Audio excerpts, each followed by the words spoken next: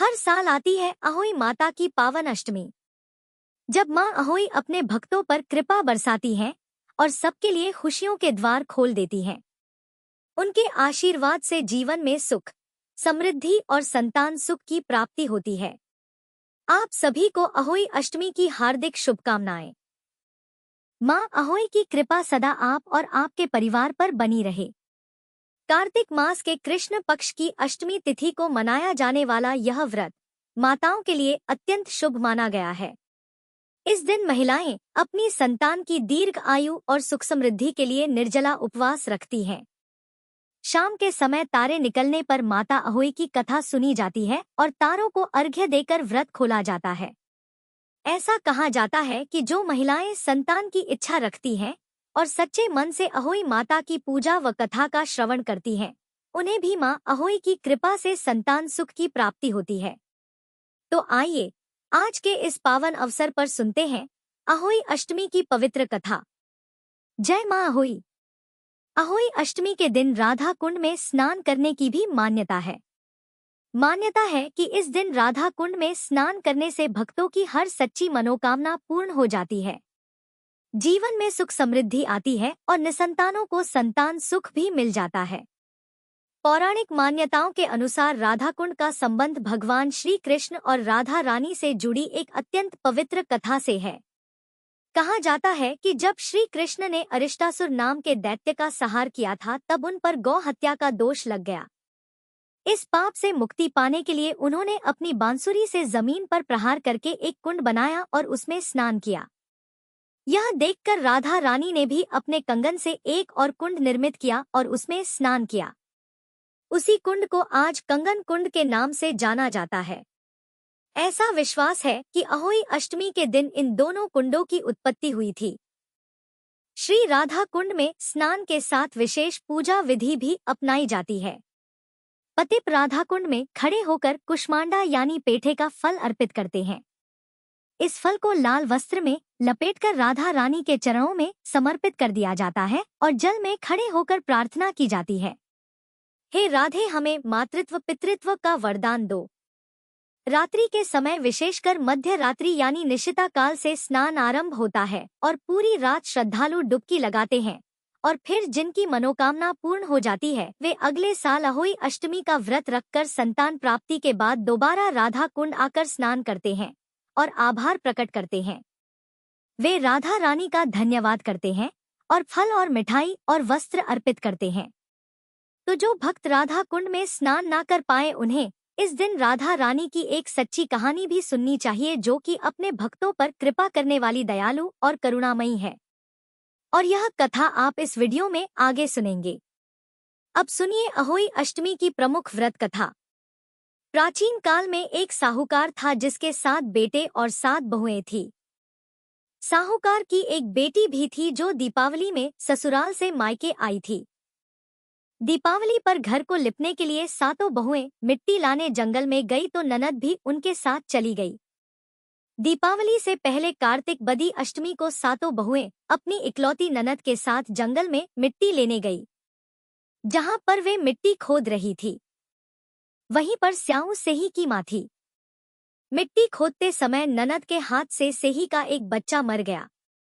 इससे क्रोध में आकर स्याऊ माता ने ननद से कहा कि अब मैं तेरी कोख बांधूंगी।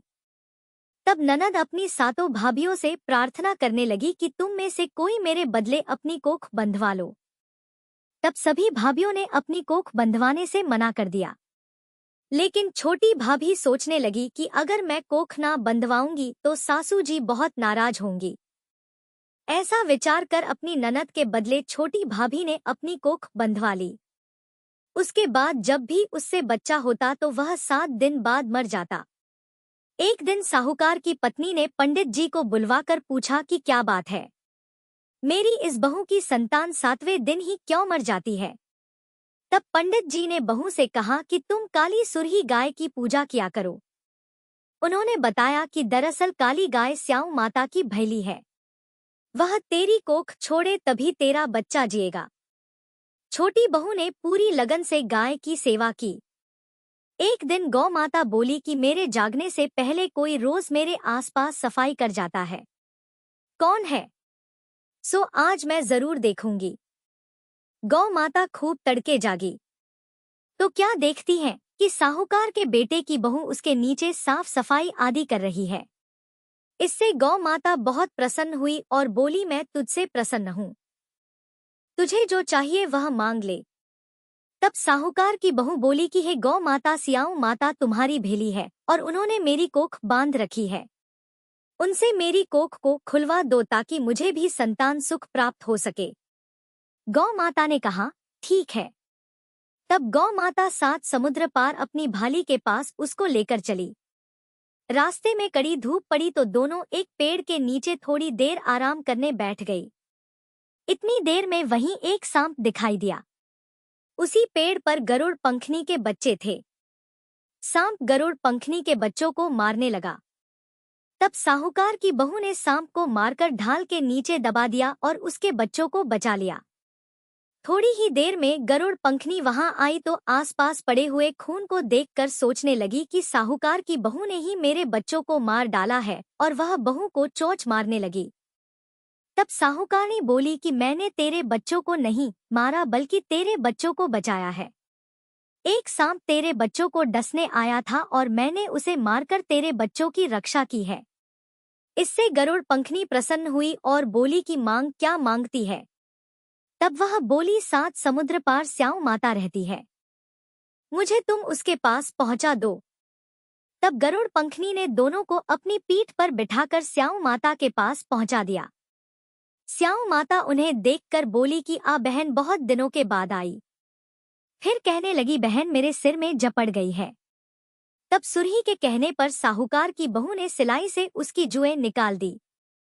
इस पर स्याऊ माता प्रसन्न होकर बोली कि तेरे 7 बेटे और 7 बहुएं हो। साहूकारनी बोली, मेरा तो एक भी बेटा नहीं, 7 कहाँ से होंगे। स्याऊ माता बोली, वचन दिया सो दे दिया, और वचन से फिरूं तो धोबी के कुंड पर कंकरी हूं। तब साहूकार की बहू बोली, माता मेरी कोख तो तुम्हारे पास बंद पड़ी है। सियाऊ माता बोली, जा तेरे घर में तुझे 7 बेटे और 7 बहुएं मिलेंगी, तू जाकर उजमन करना, 7 ओई बनाकर 7 कढ़ाई करना। फिर साहूकार की बहू घर लौट कर आई तो क्या देखा, 7 बेटे और बहुएं उसकी प्रतीक्षा कर रही थी। यह देखकर वह बहुत खुश हो गई। फिर उसने 7 अहोई बनाई, 7 उजमन किए, 7 कढ़ाई की। दिवाली के दिन जेठानियां आपस में कहने लगी, जल्दी जल्दी पूजा कर लो, कहीं छोटी बहू बच्चों को याद करके ना रोने लगे। और लेकिन जब बहुत देर तक उसके रोने की आवाज नहीं आई तो जेठानी ने अपने बच्चों को भेजा। बच्चों ने देखा तो वापस जाकर कहा, चाची तो कुछ मान रही है और उसके घर में खूब उज्जमन हो रहा है। यह सुनते ही जेठानियां दौड़ी दौड़ी उसके घर गई और जाकर पूछने लगी, तुमने कोख कैसे छुड़ाई। तब वह बोली कि तुमने तो कोख बंधवाई नहीं, मैंने बंधवा ली। अब स्याऊ माता ने कृपा करके मेरी कोख खोल दी है।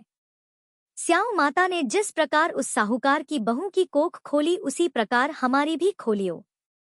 सबकी खोलियो कहने वाले की तथा हुंकार भरने वाले की और परिवार की कोख खोलियो और सभी पर अहोई माता अपनी कृपा करियो। सभी प्रेम से बोलिए, अहोई माता की जय। अब सुनिए अहोई अष्टमी व्रत की दूसरी कथा। अहोई अष्टमी के दिन राधाकुंड में स्नान करने से संतान को दीर्घायु मिलती है। वहीं निसंतान महिलाएं यदि राधा कुंड में स्नान करके अहोई अष्टमी का व्रत करके कथा का श्रवण करती हैं, तो उनकी झोली में भी संतान सुख प्राप्त होता है। कथा के अनुसार बहुत समय पहले झांसी के निकट एक नगर में चंद्रभान नामक साहूकार रहता था।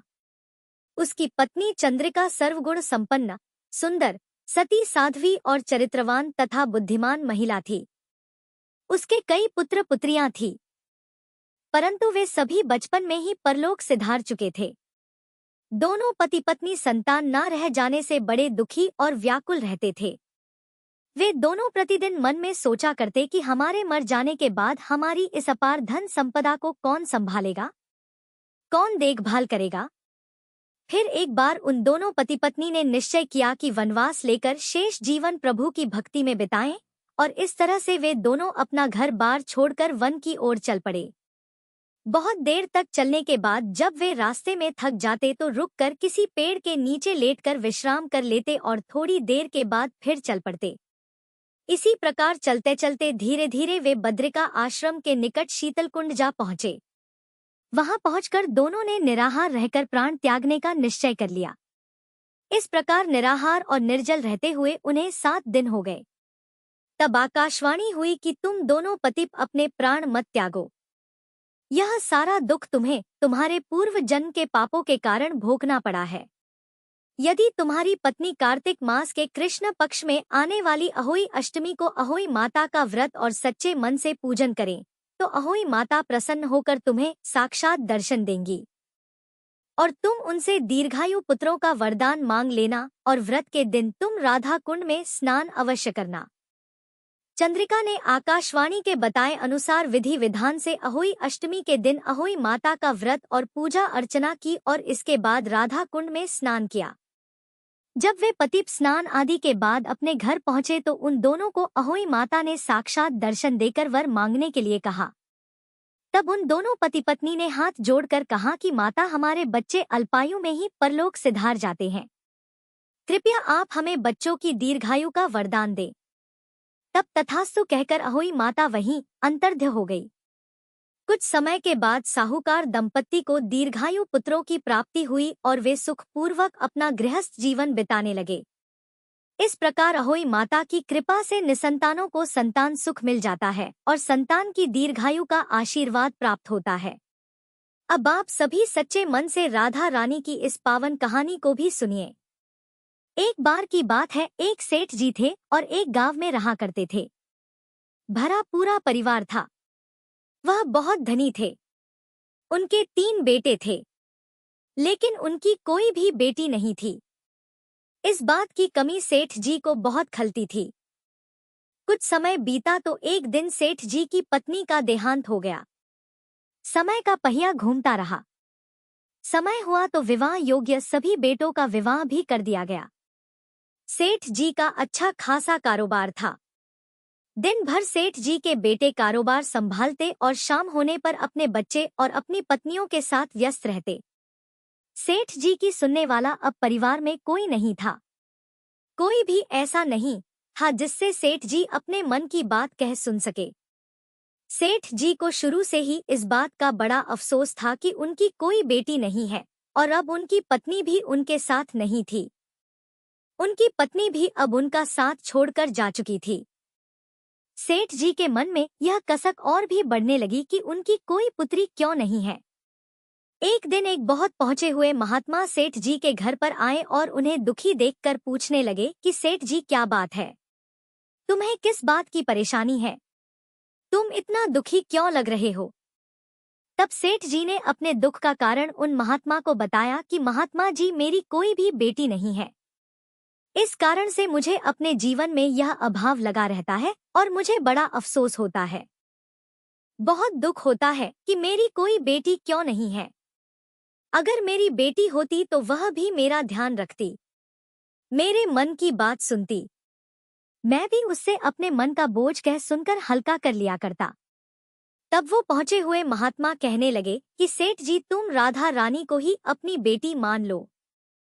हमारे जीवन में जब जिस चीज की कमी होती है तो उसे भगवान ही तो पूरा करते हैं। अब भला बेटी ना होने के कारण तुम इतने परेशान हो। परेशान होने से क्या होगा भला? तुम राधा रानी को एक बार अपनी बेटी मान कर देखो और जब भी तुम्हारा मन चाहे, जब भी तुम उदास हुआ करो, अपने दिल की सारी बात राधा रानी से कर लिया करना और फिर तुम्हें यह अभाव कभी नहीं सताएगा कि तुम्हारी कोई बेटी क्यों नहीं है। महात्मा जी की यह बात सेठ जी को बड़ी अच्छी लगी और फिर उन्होंने ऐसा ही किया। खूब खुश होकर बाजार गए और वहां से राधा रानी की एक सुंदर सी मूर्ति खरीद कर ले आए। उन्हें पहनाने के लिए सुंदर सुंदर पोशाकें भी ले आए। हर दिन वह राधा रानी की मूर्ति को स्नान कराते और उनकी पोशाक बदलते, उनसे खूब सारी बातें करते और फिर हर दिन खुद भोजन करने से पहले राधा रानी को भोग लगाते। सोने से पहले यह उनका नियम बन गया था कि वह राधा रानी के साथ खूब बातें करते, दिन भर की बातें राधा रानी को सुनाया करते। ऐसा करते करते सेठ जी दिल से ही राधा रानी को अपनी बेटी मानने लगे और वह यह भूल ही गए कि उनकी कोई बेटी नहीं है और वे इस एक निर्जीव सी मूर्ति को ही अपनी बेटी मान बैठे हैं। लेकिन भक्ति में मगन सेठ जी को किसी भी बात का आभास नहीं था। उन्हें बस पता था तो यह कि उनकी एक बेटी है जिससे वह हर दिन खूब सारी बातें करते हैं। अब जब तक सेठ जी दिन भर राधा रानी से बात ना कर लें या उनकी पसंद का भोजन राधा रानी को ना खिला ले, उनका मन ही नहीं लगता था। जब तक वह उनसे बात नहीं कर लेते तब तक उनके मन को बड़ी बेचैनी रहती। बहुत सारी बातें करने के बाद, अपने दिल की सारी बातें कहने के बाद ही उनके मन को सुकून आया करता था। एक बार की बात है, सेठ जी के घर पर चूड़ी बेचने वाली एक मनिहारिन आया करती थी और सेठ जी की बहुएं उस मनिहारिन से खरीद कर चूड़ियां पहनती थी। एक दिन वह मनिहारिन चूड़ी बेचने के लिए सेठ जी के घर आई। तब उसने सेठ जी की तीनों बहुओं को उनकी पसंद की चूड़ियां पहनाई। मनिहारिन सेठ जी के घर पर बैठी हुई थी। सेठ जी की तीनों बहुएं तो चूड़ियां पहनकर चली गई। उनके ही सामने एक छोटी सी कन्या आई और मनिहारिन से कहने लगी कि मुझे भी चूड़ियां पहना दो, खूब सारी रंग बिरंगी। चूड़ी वाली ने सोचा कि शायद सेठ जी के घर पर कोई मेहमान आया होगा, उन्हीं की यह कन्या होगी, तो उसने भी उस नन्ही बालिका को चूड़ियां पहना दी। और उसके बाद वो चूड़ी वाली मनिहारन सेठ जी से पैसे मांगने सेठ जी की दुकान पर पहुंच गई और कहने लगी कि मुझे चूड़ियों के पैसे दे दो, और उसने पहले से अधिक पैसे मांगे। तो सेठ जी ने कहा, क्या बात है, तुम हर बार तो इतने रुपए की चूड़ियां पहना कर जाती हो, क्या तुम्हारी चूड़ियां महंगी हो गई हैं जो हर बार से अधिक रुपए मांग रही हो? तो मनिहारिन बोली कि नहीं सेठ जी, मैंने चूड़ियों का दाम तो नहीं बढ़ाया। हाँ, लेकिन आज मैंने 3 लोगों को नहीं बल्कि 4 लोगों को चूड़ियां पहनाई हैं। सेठ जी ने सुना तो कहने लगे, अरे तुमसे कोई गलती होगी, मेरे घर पर तो चूड़ी पहनने के लिए सिर्फ 3 बहुएं हैं, यह लो तुम 3 बहुओं की चूड़ी के पैसे रखो। मलिहारिन भी कुछ नहीं बोली, सेठ जी से पैसे लेकर चुपचाप अपने घर आ गई। शाम हुई तो सेठ जी दुकान से अपने घर पर आए। आकर उन्होंने सबसे पहले राधा रानी को भोग लगाया और फिर हर बार की तरह दिन भर की सारी बातें राधा रानी से बताई और सो गए। उस रात सेठ जी के सपने में राधा रानी आ गई और बोली, बाबा आपने चूड़ी वाली को मेरी चूड़ी के पैसे क्यों नहीं दिए? जब आप मुझे अपनी बेटी मानते हो तो फिर बताओ मुझे कि आपने मेरी चूड़ी के पैसे मनिहारन को क्यों नहीं दिए? ऐसा कहकर राधा रानी एक छोटी सी बेटी की तरह, लाडली बेटी की तरह सपने में रोने लगी। यह देखकर घबराहट के मारे सेठ जी की तो आंख खुल गई। अपनी लाडली बेटी को रोता देखकर सेठ जी भी रोने लगे। जब सुबह हुई तो भागे भागे मनिहारिन के घर गई और बहुत सारे सोने के सिक्के उसके पैरों में रख दिए और मनिहारिन से बोला कि बहन, तुम कल सच बोल रही थी कि तुमने कल 4 को ही चूड़ी पहनाई थी और मैंने तो श्री जी को अपनी बेटी माना है। तुम बहुत भाग्यशाली हो जिसको राधा रानी के दर्शन हुए हैं। अरे मैं तो इतने दिनों से उनके दर्शन को तड़प रहा हूँ और तुमने बस एक बार में ही उनके दर्शन कर लिए। ऐसा कहकर सेठ जी रोने लगे। फिर हाथ जोड़कर बोले, बहन तुम्हें चूड़ी का जो भी दाम चाहिए मुझसे मांग लो। सेठ जी को रोता देखकर मनिहारन की आंखों में भी आंसू आ गए और मन ही मन सोचने लगी कि जब मुझे खुद राधा रानी के दर्शन हो ही गए हैं तो फिर भला मुझे सेठ जी से दान क्यों लेने, और मुझे इससे ज्यादा क्या चाहिए। वह भी सेठ जी के सामने हाथ जोड़कर बोली कि आपके ही कारण मुझे राधा रानी के दर्शन हुए हैं और मेरा यह जीवन सफल हो पाया, अब मुझे कुछ नहीं चाहिए। तो प्रिय श्रोताओं, आज अहोई अष्टमी के दिन आप सच्चे मन से अहोई माता की पूजा करके, राधा रानी का ध्यान करके इन कथाओं को सच्चे मन से सुन लीजिएगा और आपकी जो भी मनोकामना है उसकी पूर्ति के लिए प्रार्थना कर लीजिएगा, तो अगले वर्ष तक आपको जो कुछ भी चाहिए वह प्राप्त हो सकता है। यह थी अहोई अष्टमी की कथाएं। अगर आपको यह जानकारी पसंद आई हो तो वीडियो को लाइक करें, चैनल को सब्सक्राइब करें और कमेंट बॉक्स में जरूर लिखें, जय मां अहोई।